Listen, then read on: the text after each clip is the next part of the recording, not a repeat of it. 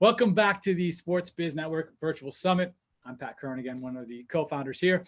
This may be my top 2-3 favorite panels we got on here, both because I like these guys a lot, but also the topic we're discussing here, talking about building a brand on social.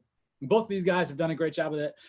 Anthony personally, and now as he's entered into the real world, quote unquote, here, building some brands and working with Sports Illustrated, and then Chris here with MaxPreps. So I'll let you guys introduce yourself. You guys can talk a little bit about who you are, what you do work-wise in your role, and then who would you say your markets are? And I know there's some crossover between that. I'll let the elder statesman, Chris Stonebraker, who was on here first, start. Yeah. Just because I was here first. So Hey. age before beauty, I guess they say. No. But yeah, Chris Stonebraker. I work at MaxPreps. I've been at MaxPreps on August 1st will be my 15th year at MaxPreps. So I've been my first year on the job back in 2006, when I got hired. I actually flew back from being in Europe after graduating college. I was trying to be like that Euro kid, that I was like, I'm going to do a backpack trip. But I got a MySpace message from MaxPreps back in 2006. And the gentleman that started MaxPreps, this guy named Andy Beal, and the vice president, this guy named Chad Downey. Chad Downey was a senior when I was a freshman in high school. Andy was the high school assistant basketball coach at Ponderosa, where I went to high school. And then this girl, Lindsay Moore at the time, she was a junior when I was a freshman in high school. And they hit me up on MySpace and they said, Chris, I got a job for you, but you got to be back by August 1st. And I said, what's the job? And they said, this is before we had gotten bought out by CBS Sports. So in March, April of 2007, CBS Sports, CSTV at the time, bought MaxPreps for $43 million. But right before we went into that round of getting bought out, we had some investors, some that put in for a round. And that's when we got this money. And that's when they said, hey, Chris, we have a job for you. I just wanted an internship real quick. They said we wanted to pay you. It ended up being come home, live in an RV, 16 weeks for 16 weeks. And you travel 23,000 miles, 42 states, and you live in an RV and watch high school football throughout the country. So I flew home. Got home on August 1st, met the team. By August 15th, I was on the road to Texas to go watch Dave Campbell's kickoff event. And then from there, I jaunted around the country for 16 weeks, from the Jinx Union game with the Backyard Bowl to back then they had the Kirk Herbstreit stuff at Kirk Herbstreit event at Nippert Stadium. Seeing that, our first big game there was the Lakeland game with St. Xavier. Back in the day. I don't know if you guys know who St. Xavier is. It's a team out of Cincinnati. Awesome team. I'm just trying to kiss up to you, Ohio boy, So, I recruited there when I was a small D2 coach. Yeah. Yeah. So the St. Xavier, but they played Lakeland. And that game in 2006 was Chris Rainey, the Pouncey twins, Brown. You had Ahmad Black. I mean, Lakeland was stacked. And it came down to Lakeland actually kicking a field goal and winning it on ESPN that year. So it was really cool. Anyways, that kicked off my season. And since now I've been at MaxPreps and kind of done a little bit of everything that has been asked, from sponsorship activation to ideation. And then about 3 years ago, around 2.5 years ago, actually, the start of 2019, I moved over onto the social side to see if we can try to grow our platforms on social with MaxPreps and get more engagement and more following. And so we've now been able to grow there a good amount. So like I said, I'd say so. Yeah. Yeah, I mean, we've done a good job over the last few years and trying to work with the algorithms. And I'm sure that those will be questions later on. But I mean, as far as myself, 15 years, MaxPreps, started off in a van, now doing the social stuff, but in between time have done all the video on camera stuff, worked with you, Tim and Pat, on some, sponsorship stuff, or done some videos around top players and athletes. There's a a video online around the Robert Bobrowski, the 7'7" kid from Romania, that anybody could see online that you guys would be able to see. But Yep. he's You know, actually Upper Ohio. about a week ago, I got hit with the Tara Davis "What's in Your Bag." This happened 4 years ago today. Tara Davis is a Texas track athlete at the time, was one of the Not best just a track ever. athlete, she's a national champion, and You're right. She's an absolute monster, and she was an absolute monster in high school. And we were doing a piece on her, and that's where we connected. I think for the second or third time we did some stuff with you. So yeah. but great. This one was awesome. It was I love doing that. But great. The intro was good, and we'll focus on this specifically around how you're able to grow. And I love what you guys have done on TikTok, and you specifically on how you went from 0 to 1.4 mil in a short amount of time. But let's go to Anthony. Talk about who you are, what you do, and your new role with Sports Illustrated. Although I guess what's it been like 4 or 5 months ish? Yeah. Okay. For sure. Yeah. So, I mean, long story short, my name's Anthony Hamilton Jr. I'm a Clemson graduate, former track athlete for them. Yep. And I work with Sports Illustrated. I started, I think, in March. So it's been like 3.5 months about. And just using my social media platform from Clemson to build my accounts got me the opportunity to work with them. I'm their main media talent, and they're trying to go more into like, you know how Sports Illustrated is old school, it's the magazine and stuff like that. Mm-hmm. So they want to go more into like a overtime, house the highlights added on to what they have already. And I'm the first and their only media talent right now. So I'm kind of like the franchise face they're trying to build me into when doing stuff with athletes and upcoming stuff and posts and stuff like that.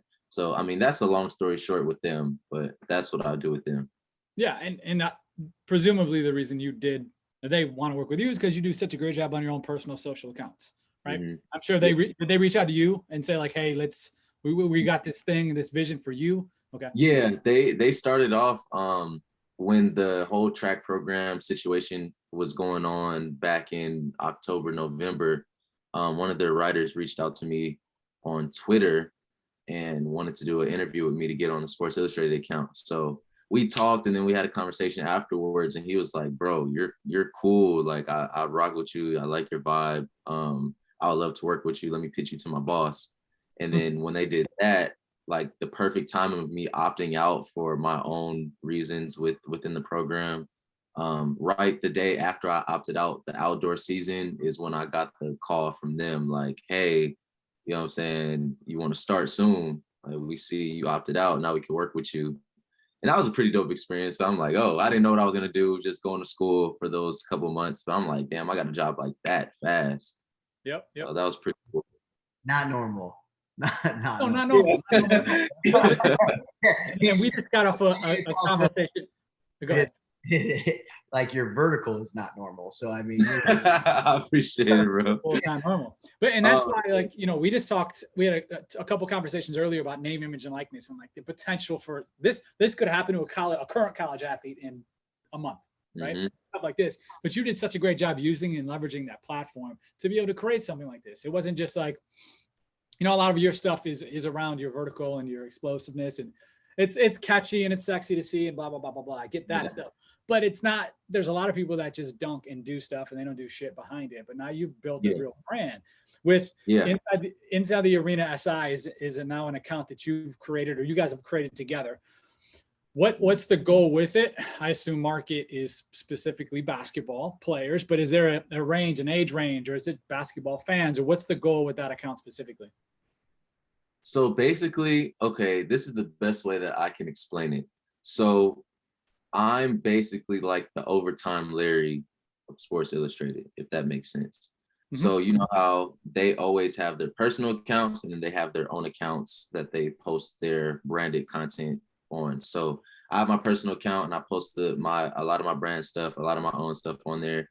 But in the Arena that's my account. So that's me. It's all gonna be me. It's just basically solidifying my work with Sports Illustrated. Boom, that's me, right? Cool. So we're branching out to different things like the live show that we do on the Sports Illustrated account.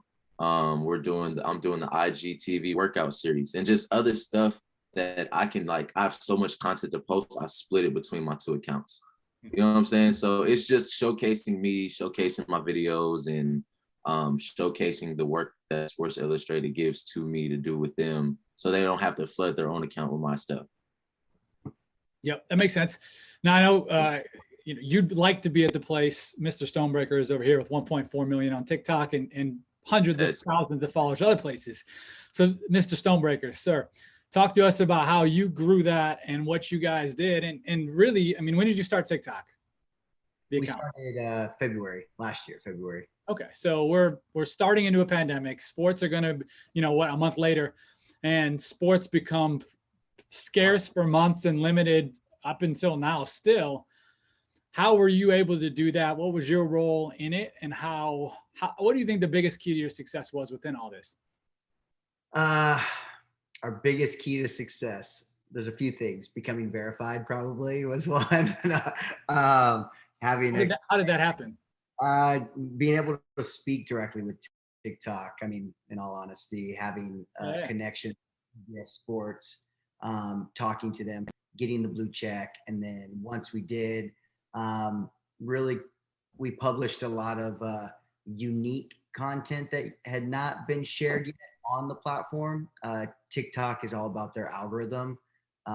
It's something that some people are like, oh, post 3 times a day, post 10 to 19 seconds of video. Make sure that, a big part of TikTok is the watch rate. Like if people watch all the way through your video, and then if they do comment or they do like, there's all those little things that go on. Quality of video, right? People are now filming on their phones, so their quality is much higher than trying to recreate a squared Instagram post from 2015 that was super viral. But those are the type of things, like just getting out there and unique stuff. And the algorithm is so smart that it knows, like, oh, we haven't seen this video on the platform yet, right? We haven't seen this length of time. We haven't seen this blah, blah, blah. This is unique. We can share it out to these people, see if they like it, and then go from there. And so our first year, we had a lot of unique stuff that no one else really had shared before. And of course, there's only so much of that, because once there's more and more people that get on platforms, there's more and more videos and everything else. And that's why guys like Anthony and other people that are always creating unique content do so well on these platforms, because even if the algorithm looks at his content and him dunking, it's unique. It's never been shown on the platform, and people are watching it all the way through. They want to see him do a scorpion dunk and his buddy grab the ball and do a windmill or something, because it's unique. Yeah. So with us though, at MaxPreps, we're a small team. There's only 50 of us total. And I'm saying 50 of us, that's 50 of us doing the website, doing social, writing the stories, doing our rankings, the website alone, with just keeping up with 20,000 high school teams in America, and their stat scores and rosters is on its own. That's our nuts and bolts of our company, like that's what we've done for years, is trying to cover every athlete and every team and every player with some sort of content. So for us, we do have a small team. And that's why I love having Anthony on here, because he is a creator, and it's he's going to have a lot of great answers, I'm sure, on how much content he's actually creating, the team behind that's helping him when he is doing these things, like if he's doing it all himself or not. But I know on our side, we, it's just us, and we're more about trying to find and showcase talent throughout the country, and really highlight kids everywhere.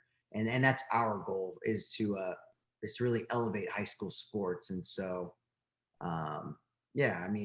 the way we did it on TikTok was by being unique content, having a daily cadence, making sure that we did that every day, using the tools that they had on social, on Instagram. Since we have so many people in our space that's highlight based or whatever, you have to play the game there, which is, you still have to have your regular daily cadence that you post. Has to be unique. And you have to utilize all the tools that Instagram has given you, from carousels to single vids, IGTV, everything. And I know Anthony had mentioned earlier kind of the overtime aspect that they have, and that's the thing, right? Like they're able to start one account, start a second account, cross post on one account, and then create content that gets spread across all 4 accounts and whatever else it is. But they also had a big amount of venture funding that they had, and they hired a lot of people to just work on social and Snap and everything else, where for MaxPreps, it's really only 2 of us. So we have to see what our return of investment is on the social side, and how much time we're going to spend on certain things. So we want to be able to spend a whole day on one single video and maybe not have 5 other posts that are out there getting engagement that could be getting 50, 60, 70,000 K, and just hoping that that one does well, because, and then we would be slowing down and we wouldn't be able to hit our engagement goals. So yeah. Anthony, what does your team look like? Well, there's a team, man. Sports Illustrated goes so deep, bro. It's like it's people that I don't even know that works with my team. So it's like we have the people who run the magazine, we have people who run the writers, we have the social team, we have et cetera, et cetera. So my division is all socials, and within the arena, that's all my content creation, that's all my editing, the stuff that I do. And then they'll pick ideas every once in a while. Well, like once or twice a week, they'll send me videos, be like, hey, can you voice over this? Or hey, can you make this video so we can post on the main account? Or they'll just share my videos from my own personal account. So it's like, it's self-generated right now. But that's just because it's a new thing that they're trying, and trying to get my feet wet with it. And I've done a great job with growing the account. They didn't expect it to blow up as fast as it did in the first few months, but we're still trying to figure out a stable system with it and what works, what doesn't work. So we're in kind of our trial run right now, but we're going to be around for a while with this, because I'm with them for the next, I think, 1.5 years until I renew my agreement with them. I'm looking up the account just to confirm, unless you jumped a bunch, but you're about 17,000 followers on that specific account. And then your account. Yeah. And that's just on the IG side. And then your account, you've got 121,000 yourself. And then TikTok and all that stuff, obviously, is a little bit different too. What do you think has been learned about, oh, can you hear me? I can hear you. Yeah. It's got a weird alert on my thing here. What do you think is the biggest thing you've learned about creating and growing a brand that maybe you didn't know a year ago as just a college athlete growing their own personal brand? You mean personal wise or for Sports Illustrated? Either, just creating in general, because I think it probably correlates to both ends, right? Yeah, it does. So I think the biggest thing that I learned is that if you want to grow, you have to do what people like, whether you like it or not. You know what I'm saying? Like you could do what you want to do. That's cool. But if people don't like it, you're not going to grow. You're going to stay in the same place. But if you stay on top of trends and try to do something that hasn't been done before, I feel like that's the key to getting attention, 1, and 2, with growing your channels, because people are going to want to see more of that stuff when you get more consistent with it. You know what I'm saying? So with saying consistency, that's also one. Like with my YouTube channel, when I'm getting back consistent with my YouTube, but when I was in season, I was not consistent, but I was still growing because of my other social channels. But now I'm back consistent on YouTube. I think the last month I gained like 8,000 subscribers since I've been home. Just being consistent, you know what I'm saying? And knowing what people like to see, and giving the people what they want, type of thing. So I feel like that's the number one thing that you got to do when trying to grow your channels, is just making yourself different. what is your niche? Bro, there's so many different things I do, man. Like I feel like my niche is that I do so much stuff. And that's my answer, because it's like when somebody asks me that, I'm like, I don't know, because I do the dunk stuff. I have a personality, you know what I'm saying? I can do sports broadcasting stuff. I have a comedy side of me where I can do skits. I know how to cook. I can do cooking channels. I'm a trainer. I'm a strength coach, like et cetera, mentor. You know what I'm saying? So it's like Most of those are all related, right? Like you think about from a social brand, you're talking basketball training, workout stuff, all the same. Personality wise, broadcast wise, that's all the same. The cooking maybe could fit into that personality ish too. Yeah. But like the reason why I connected with you in the first place is because I thought you were interesting. I think I saw a dunk video or something, and it was like 50-inch vertical or something. I don't remember what it was, something like that. Obviously, that's a lot of your stuff. And I was like, oh, this, but I click on it and see it. And then I'm like, and then I watched more and I'm like, oh, this person is interesting. Yeah, you can jump out the gym, but this person is interesting. And that's where I followed. And then we started to connect, and we had you on our podcast and blah, blah, blah. But I think what you do is you do a great job of mixing those different aspects of you into one, and not just being like a dude who dunks. Yeah. That's cool. But like, you know, by the way, in 10 years or 20 years or whatever that time is, like, dude who has 50-inch vertical is not going to be you anymore. Yeah. You're going to have to rely on all that other stuff too. Yeah. Right? As I'm living it up now. So when that Yeah. time does come, you know what I'm saying, I'll be content. Get in the door. I mean, that's the way, right? Like if your niche is whatever it is right now, and it gets you in that door to where you have a team that you just show up and put a suit on and can talk or be that personality or whatever it is. And then now you're not hustling as hard as you are right now. When we ask about your team, it's like, oh, I'm cutting my video, I'm doing my reel, I'm editing this, I'm ideation, I'm doing all these things to hustle, where all of it is going to be based off of like who you are in your niche and what you can do. And then one day that's going to take you pretty far. So congratulations on your Exactly. Either of you guys, I'll throw this to Chris first, but what sort of tools do you use to help simplify this process? Because you guys, I assume, get tagged in a bunch of stuff. There's a gazillion videos you could potentially use for your content. How are you simplifying this process, whether it be like just how you do it logistically or tools specifically or technology based stuff? I mean, it really just comes down to hard work. Sure. And on the social space, it's a 24-hour, 7-day-a-week type thing that you can't miss something that gets posted. And you can rely on the tools that, like, if something's tagged to a certain hashtag or you're following someone and you get brought into, like, you know, you get Google alerts or whatever, but sometimes a Google alert is maybe a little too late. Maybe you only have it set up as once a day, you know, or on your crowd tangle thing or whatever. And maybe you're not able to look at it all the time because it's in whatever it is. But really during the season, it's about being on the platforms. It's about being on Twitter, being there, following the right people, following the right media companies, the right kids, or whatever it is that are going to drive the views, and just being online and following them and then reacting and being able to have the skill set to edit or cut or post. And do you do that on a computer, or how do you edit, cut, post? We can do computer or on the phone. Okay. Yeah. What do you use to cut stuff? On the phone or iMovie? No, actually on the phone, what I use is Video Leap, actually pretty quick. Like but that's just a track.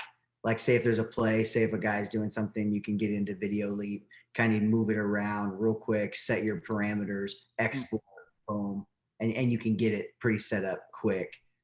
If it's taking it into your computer and editing for it graphic wise and stuff, I use Final Cut with Photoshop as the graphic side. But on the phone, you know, being able to know how to take video, if it is from Instagram posts or Twitter posts, and then bringing it into your phone and then being able to track and post it quick is really important during the football season, because there's so many games going on and you're watching so much. So you just have to be able to be like, ooh, that was good, let's post and see if people like it. And then if they don't, and then you're like, well, to what Anthony was saying, even if you think it's really good, you got to kind of do what other people think is really good. Give the people what they want. Give the people what they want, and that's best for your page. And we've at MaxPreps, it's been always hard because we're a website that covers every team, every game, every player in America, every sport, right? So, but on social, on our Instagram page, a lot of people like us for football content. There's so many Ball is Life, Slam HS, Bleacher Report, Hoops, Overtime. All these people are in the basketball space. And so our audience has kind of been like, well, we have our space to get that basketball content. We have our guys like Anthony here that are giving us the dunks that are then going on to, you know, doing other places where they just jump and dunk or dunk cities and that kind of thing. Our audience kind of likes the football side. So we've been able to try to give our audience what they want when it comes to that more, even though I don't technically like it because I want to show everyone off. I have to get the football stuff more just because they'll engage, and that's important. So, Anthony, are there any things you use like a Video Leap or anything like that? So the app Video Leap is really good also. So I've used that a few times, and I also use an app called InShot. Mm-hmm. And it's probably the most simple thing. It has the app logos also when you try to crop it into like Reels or TikTok or portrait mode for Instagram, stories, YouTube, etc. So I use that, and that's good for when I do like my voiceover stuff. So when I'm voiceovering my own videos or other videos, it's really easy. I edit and then I click record. I can chop it up, move it up. Like it's so easy. So that's what I use. And there's also a mode where you can like save it in like 4K, 1080, etc., stuff like that. So it's pretty convenient. That's good. The more you can simplify some of this stuff, the better. To streamline production of consistent videos is not easy. But if you can find little tools like this, that's why I asked that specifically. Like, what are some things you guys use? Stonebraker, I know you guys have your Facebook, you have Twitter, but your focus is IG and TikTok right now, right? That's how you basically, like, for the most part, right? Yeah. What are some things that you're looking towards the next 6 months, rest of the year, whether it's like ideas or thoughts, or what are some ways you want to create for your accounts that are either consistent with what you're doing now, or some things you want to shift moving forward? Yeah, and you mentioned Twitter and you mentioned the Facebook and that type of thing, and I guess it all comes down to like ROI at the end of the day, right? So like the return of investment and the amount of time that you spend on something, and with Facebook and Twitter is more of a time, like in the moment type of platform. So for us, it's if there's no live sports or something going on, it's more about us sharing our content out to news agencies and people that are looking for new content. Facebook as well, it's an algorithm. So we usually share right now. We use it more as like getting our stories out on Facebook, not as much of like a community. Cause I don't know when was the last time like you followed a page on Facebook? Like, do you, I don't know, like as easy Facebook just to like follow. So we're more about like what we've had in the past, and then also just making sure that people are sharing the content and the stories. But then Instagram and TikTok because it's the fastest of growth that you're able to tout. Instagram is for us the easiest to control the engagement because you can post a certain amount every single day and get that type of followership or engagement.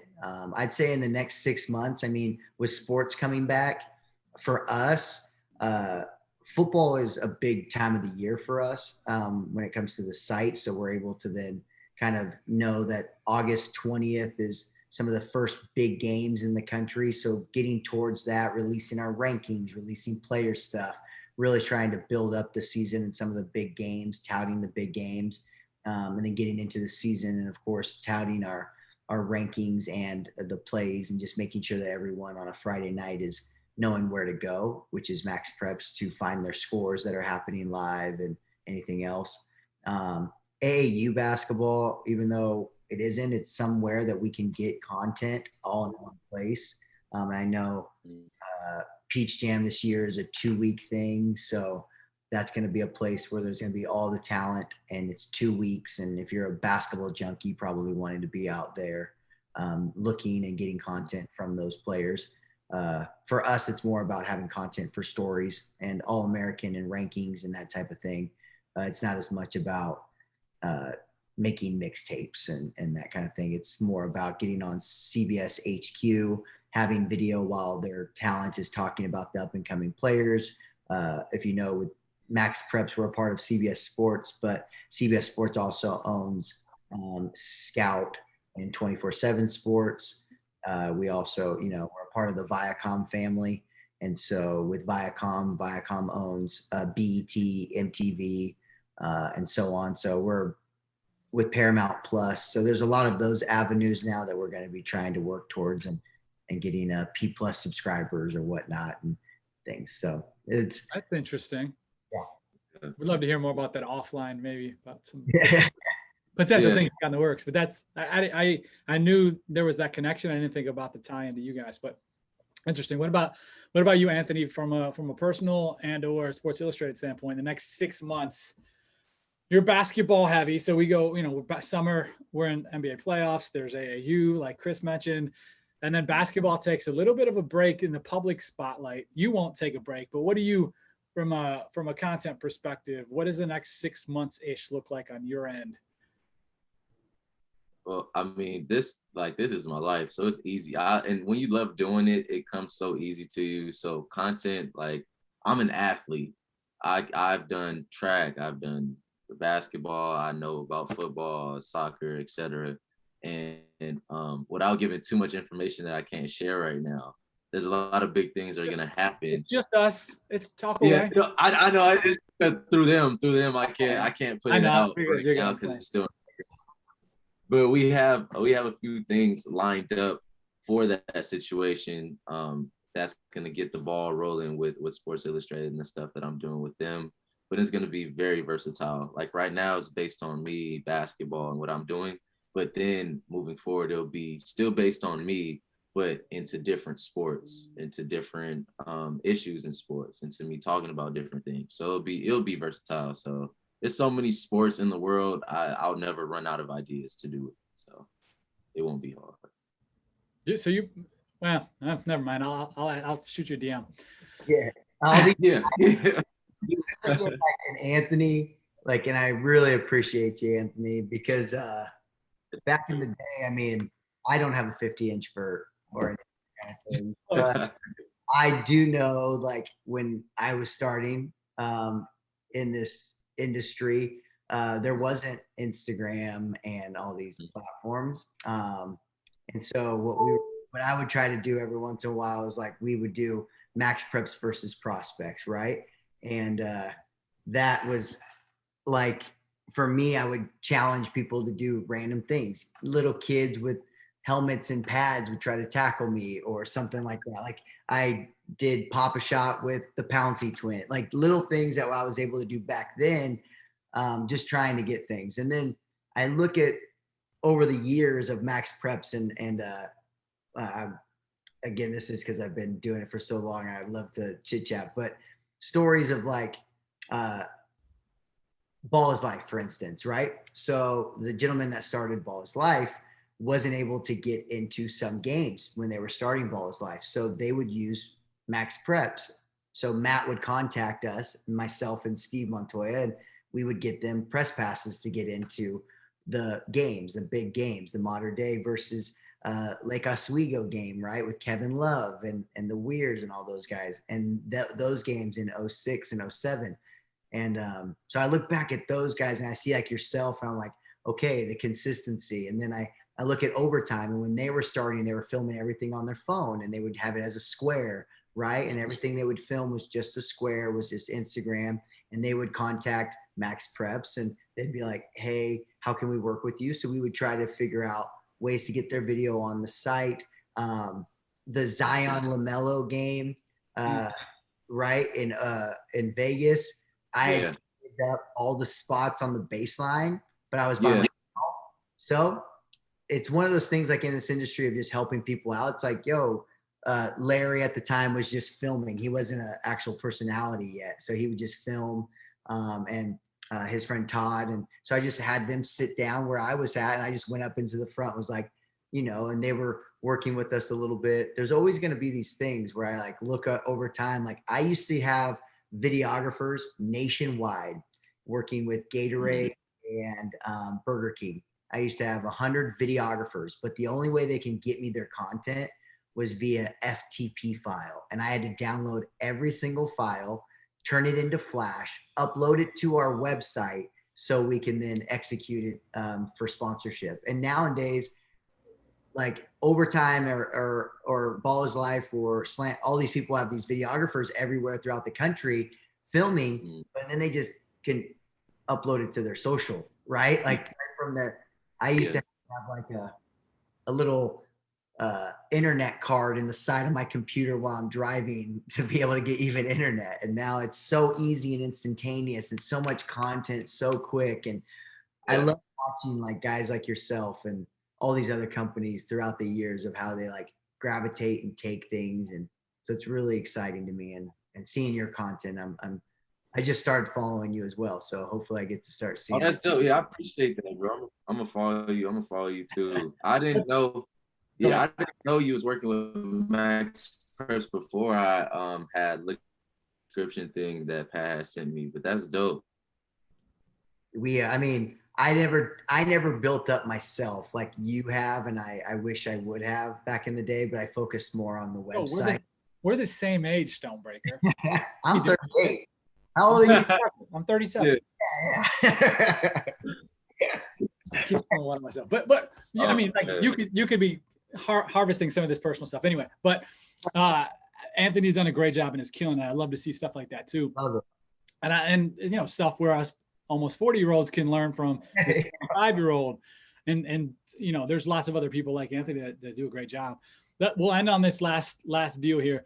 What's one thing, both of you, one thing about building a brand that an outsider wouldn't understand or wouldn't know about that you think is beneficial? You want to go? Oh man, I think. Go first. You go first. One thing I always try to reiterate is brand for myself. So Anthony's is different, but the brand for MaxPreps means more than the person. You know, without the brand, there is nothing else. So trying to stay true to and authentic to what the brand is and the morals and the ethics of it, and not really straying away on maybe more of like the moral compass side of it for us. Is where it separates us, you know, and so I don't know. Some people will want to stray away because that's where they're getting the engagement or they're getting stuff. For us, we're more about like, what is the brand about? And the brand is the most important thing, and making sure that we maintain what the brand is. So that's one of those. That makes sense. It's perfect. Well, Anthony, you are the brand, but man, bro, there's so many things with me. Give me one. Okay, I'll give you two. I'll give you a couple.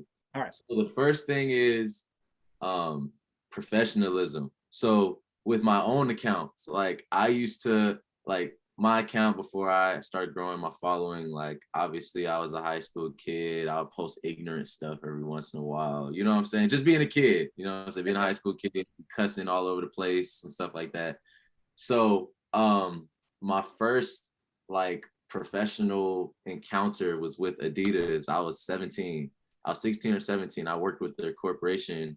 I worked in their office and helped and learned like marketing and advertising and stuff like that when I was playing basketball at Lusinger High School. So they had saw some stuff that I did, and they said, "Hey, that doesn't look good. You need to take that down." I'm like, "What do you mean? Like, what do you mean I have to take that down? That doesn't make sense," type of thing. But like just being professional and knowing that people are watching you. Sports Illustrated, they were watching me for a while, and I didn't even know. Like you're on the radar for a lot of different people when you're starting to gain attention, I guess you can say. And the second thing is just being cautious of the people that you're being around, because there can be people that like, obviously there's people that want to take my spot and be in my position. You know what I'm saying? There's a difference between networking with people that can help you and grow together with, you know what I'm saying? Or there can be people that just wants to take what you have and take advantage of the opportunities that you're giving them and stuff like that. So I feel like those are the two biggest things with me. But it's just like, it's sometimes some things are just so tedious, and you know how it is, Chris, like with being tedious about things, and then there's some things you have to do it you don't really agree with. I haven't had that experience with Sports Illustrated so far because they're so lenient and chill with me, and they just let me do my own thing. But like in the past with other brands, like sometimes it's just like, bro, are you serious? I don't even want to do this. Legal Just get it over with. Yeah, that's Yeah, yeah, cool. I mean, a lot of times with us, it's you can have an idea, but it's like since we're a part of a bigger corporation, it's like that's going to take us a while to get that approved by legal. Or I know Pat and Tim and us, and we can have ideas all day, but and then it comes to a sales team that needs to sell them to get it, whatever. yeah. The idea comes. It's like it's a great idea, but that's why it's so great with what you're doing by focusing on the content and focusing on building the content and making good content and not worrying about the money and the sponsors and that kind of thing, because that will come if you create all the other stuff. Exactly. So that's that entrepreneurial type of mindset, right? That's in the new age of these kids on social. You might not look at it like a regular entrepreneur that is sitting there trying to create this company, like you think like of selling goods, but it's these new entrepreneurs of creating a good of themselves, which is their brand, and they're creating that. And they're worried about their product, which is the content that they're making, and then that will then bring money and bring fame and bring the other stuff. So and that's why I love 2021. You have the opportunity to do that. When we were his age, we could do lots of ignorant stuff and say lots of ignorant stuff, but we didn't put it out on social. So we were lucky in that end, but we certainly did not have an opportunity at his age or in high school as an early college athlete to be building any of this stuff. So I love this. I love that. Both of you guys, I appreciate you jumping on with us. I mean, I know obviously both you guys before this, but even talking, I learned some things, and I'm glad you shared. We appreciate it. Goodbye, fellas. Thank you.